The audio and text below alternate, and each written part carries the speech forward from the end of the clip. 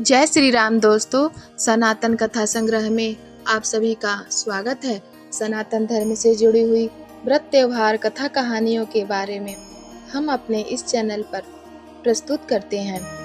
तब चलिए आज हम आपको भादो माह के पूर्णिमा तिथि के बारे में बताते हैं। पूर्णिमा का त्योहार क्यों मनाया जाता है और इसका महत्व क्या है। सनातन हिंदू धर्म में भाद्रपद मास के शुक्ल पक्ष की पूर्णिमा तिथि का विशेष महत्व है। इस दिन व्रत कर चंद्र देव की आराधना करने मात्र से सभी मनोकामनाएं पूर्ण होती हैं और विशेष फल की प्राप्ति होती है। पूर्णिमा के दिन चंद्रदेव अपनी 16 कलाओं से परिपूर्ण होते हैं। इस दिन सत्यनारायण भगवान की कथा सुनने का भी विशेष विधान है। पौराणिक कथाओं के अनुसार भाद्रपद पूर्णिमा पर सत्यनारायण भगवान की कथा सुनने से सभी कष्टों का निवारण होता है।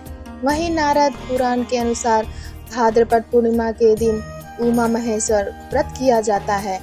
इस दिन किसी पवित्र नदी, सरोवर या कुंड में स्नान करने से विशेष लाभ मिलता है।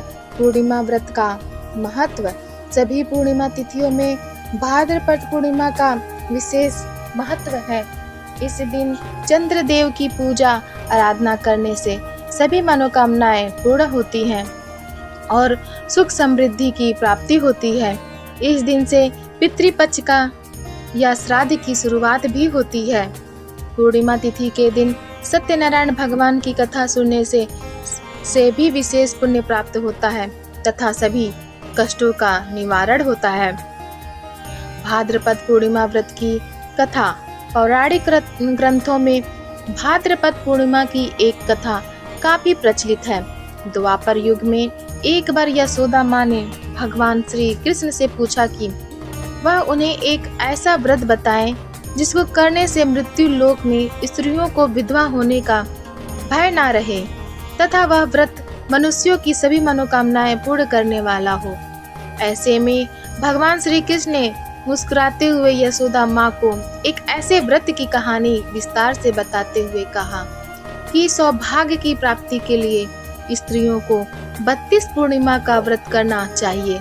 यह व्रत अचल सौभाग्य देने वाला और भगवान शिव के प्रति मनुष्यों की भक्ति बढ़ाने वाला है। इसे सुन यशोदा माँ ने श्री कृष्ण से पूछा कि इस व्रत को मृत्यु लोक में किसने किया था। इस पर श्री हरि ने बताया कि इस धरती पर एक रत्नों से परिपूर्ण कार्तिका नाम की नगरी थी। वहाँ चंद्रहास नाम का एक राजा राज करता था।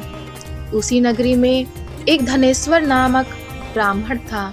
उसकी बहुत सुंदर और सुशील पत्नी थी जिसका नाम रूपवती था। दोनों एक दूसरे से बेहद प्यार करते थे और उस नगरी में बहुत प्रेम से रहते थे। उनके घर में धन धान्य आदि की कोई कमी नहीं थी, लेकिन संतान न होने के कारण वह अक्सर चिंतित रहा करते थे। एक दिन एक योगी उस नगर में आया। वह नगर के सभी घरों से भिक्षा लेता था, परंतु रूपवती के घर से कभी भिक्षा नहीं लेता था। एक दिन वह योगी रूपवती से भिक्षा न लेकर किसी अन्य से भिक्षा लेकर गंगा किनारे बैठकर प्रेम पूर्वक खा रहा था। तभी अपने भिक्षा के अनादर से दुखी होकर धनेश्वर योगी से भिक्षा न लेने की वजह पूछता है। इस पर योगी ने कहा कि निसंतान के घर की भीख पतितों के अन्न के समान होती है और जो पतितों का अन्न ग्रहण करता है वह भी पतित हो जाता है। इसलिए पतित हो जाने के भय से उनके घर की भिक्षा नहीं लेता है। इसे सुन धनेश्वर अत्यंत दुखी हो गए और उन्होंने योगी से पुत्र प्राप्ति का उपाय पूछा। यह सुन योगी ने उन्हें माँ चंडी की उपासना करने के लिए कहा। धनेश्वर देवी चंडी की उपासना करने के लिए वन में चला गया। माँ चंडी ने धनेश्वर की भक्ति से प्रसन्न होकर 16वें दिन उसे दर्शन दिया और कहा कि उसके यहाँ पुत्र होगा, लेकिन वह केवल 16 वर्षों तक ही जीवित रहेगा। यदि वह स्त्री और पुरुष 32 पूर्णिमा का व्रत करेंगे तो वह दीर्घायु हो जाएगा। उन्होंने कहा कि यहाँ एक आम का वृक्ष दिखाई देगा। उस वृक्ष पर चढ़कर फल तोड़कर उसे घर ले जाएं और पत्नी को सारी बात बताएं तथा स्नान कर वह शंकर भगवान का ध्यान कर उस फल को खा ले तो वह भगवान शिव की कृपा से गर्भवती हो जाएगी। इस उपाय को करने के बाद धनेश्वर को पुत्र की प्राप्ति हुई तथा 32 पूर्णिमा का व्रत करने से पुत्र को दीर्घायु की प्राप्ति हुई। उमा महेश्वर व्रत कथा। इस व्रत का वर्णन नारद पुराण और मत्स्य पुराण में किया गया है। यह कथा भगवान विष्णु से संबंधित है।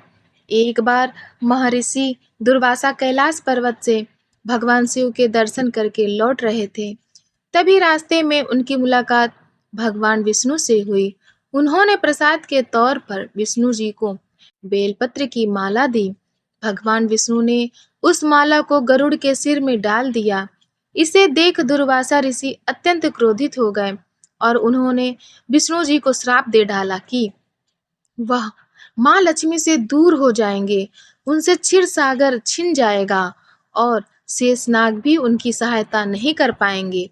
इसे सुन विष्णु जी चिंतित हो गए और उन्होंने दुर्वासा ऋषि से क्षमा मांगते हुए कहा कि वह उन्हें इस श्राप से मुक्त होने का उपाय बताएं। इसके बाद दुर्वासा ऋषि ने बताया कि उमा महेश्वर व्रत करो, उसी से मुक्ति मिलेगी। तब भगवान विष्णु ने यह व्रत किया और इसके प्रभाव से लक्ष्मी जी समेत समस्त शक्तियां वापस मिल गई। सनातन धर्म से जुड़ी हुई और भी व्रत त्योहार कथा कहानियों के बारे में जानकारी प्राप्त करने के लिए आप हमारे इस चैनल सनातन कथा संग्रह को लाइक करें, शेयर करें और सब्सक्राइब करें। धन्यवाद।